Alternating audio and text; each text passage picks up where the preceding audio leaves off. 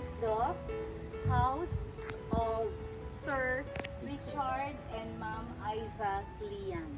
Okay? So we usually do this as a ceremony, as dedication, and as celebration as well. Okay, so we usually start this with a prayer before the groundbreaking ceremony proper. But before that, guys, our team meet Sir Richard and Ma'am Isa Liang with their son.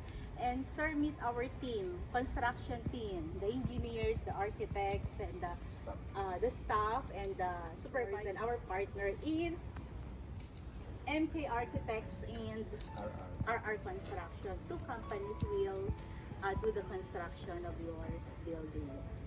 Okay, so but before that, before the construction, before the ceremony proper, let's bow our head. My name is Humphrey Liang and I'm the only son in my family.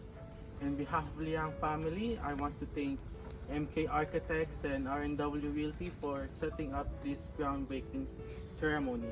This will also be my first experience attending such an event. This will mark the beginning of building our dream home and further progress, growth, and improvement in creating sense of identity to further enhance psychological stability in my future.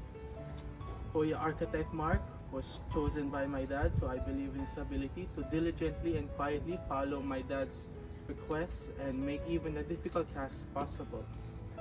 The house plan was based on minimalist design, but every detail went into creating maximized comfortable environment.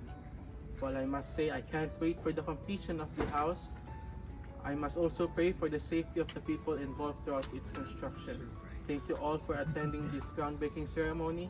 May God bless us all. Amen. Amen.